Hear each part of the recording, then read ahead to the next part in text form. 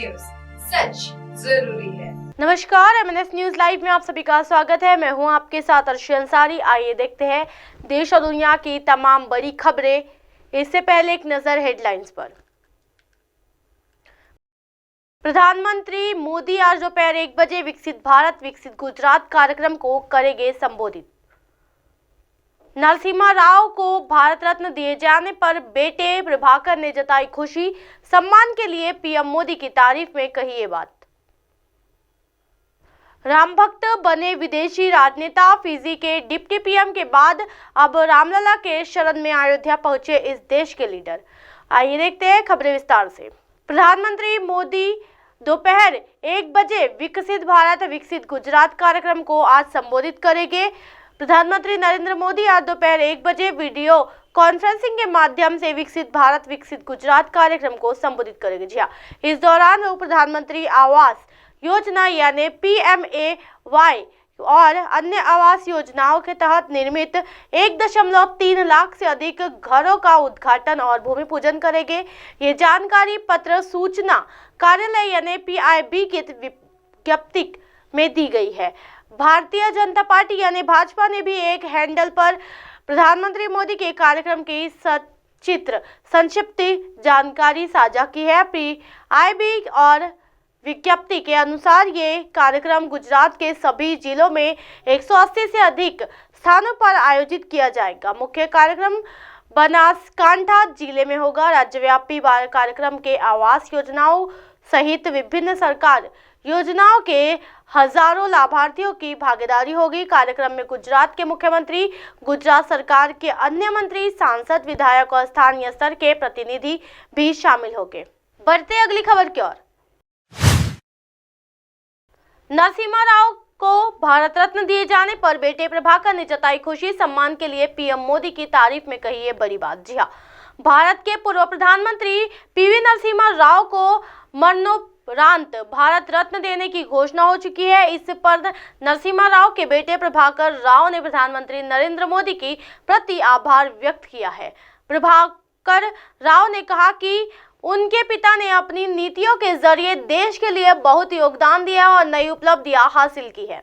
Reports के मुताबिक प्रभाकर राव ने कहा, भारत रत्न यानी मरणोपरांत के लिए चुने जाने पर ये न केवल परिवार के लिए बल्कि नरसिम्हा राव के प्रशंसकों और अनुयायियों के लिए गौरव का पल है। हम इस पुरस्कार के लिए पीएम नरेंद्र मोदी के प्रति अपनी हार्दिक कृतज्ञता व्यक्त करते हैं। नरसिम्हा राव की नीतियों पे भूमि सुधार में ऐतिहासिक बदलाव। जी हाँ, प्रभाकर ने कहा, नरसिम्हा राव का राजनीति से आजीवन जुड़ाव रहा है। अपने दूरदर्शन नेतृत्व के साथ देश के लिए बहुत योगदान देते हुए एक राजनेता के रूप में विकसित हुए उनके भूमि और आर्थिक सुधार भारत में ऐतिहासिक बदलाव लाए।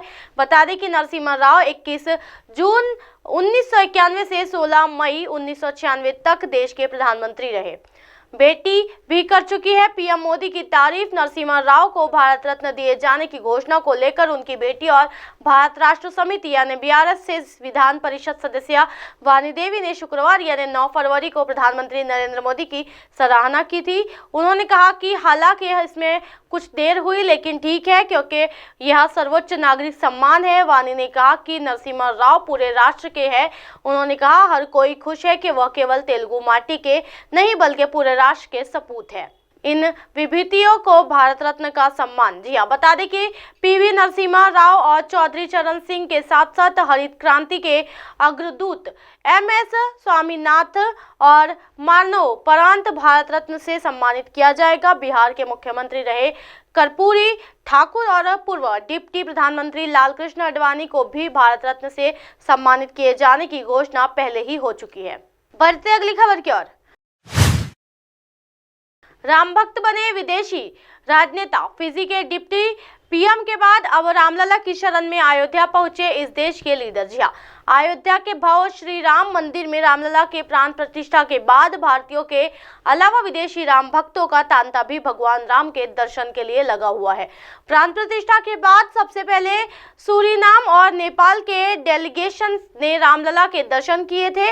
इसके बाद गुरुवार यानी 8 फरवरी को फिजी के उप प्रधानमंत्री विमान प्रसाद ने देश के प्रतिनिधि मंडल मंडल के साथ रामलला के दर्शन किए थे। अब शुक्रवार 9 फरवरी को श्रीलंका के सांसद नमल राजपक्षे ने भी अयोध्या में भगवान राम के दर्शन किए हैं।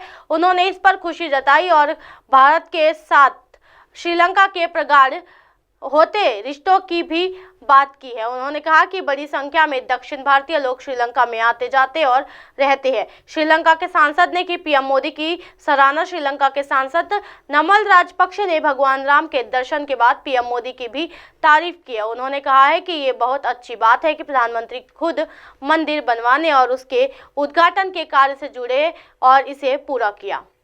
उन्होंने मीडिया से बात करते हुए कहा, मैं और मेरी पत्नी यहाँ आकर और भगवान का आशीर्वाद पाकर बहुत अच्छा महसूस कर रहे हैं, क्योंकि हम श्रीलंका से आते हैं जो रामायण का हिस्सा था।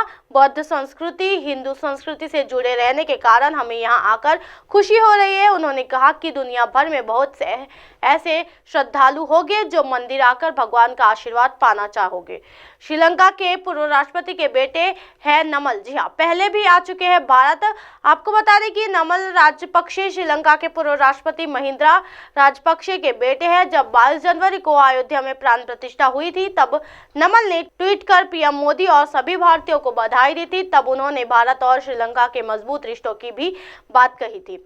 वैसे ये पहली बार नहीं है जब नमल राजपक्षे भारत आए हैं। करीब 3 साल पहले जब वो कुशीनगर आए थे। कुशीनगर भगवान गौतम बुद्ध के महापरिनिर्वाण के लिए चर्चित है। यहाँ भगवान का बहुत बड़ा महापरिनिर्वाण मंदिर है। उन्होंने कहा था कि ये उनके डेलीगेशन के लिए गर्व की बात है।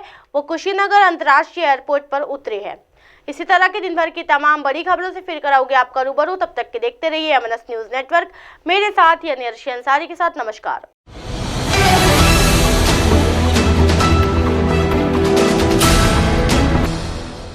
ये है MNS न्यूज नेटवर्क और आप देख रहे हैं MNS न्यूज।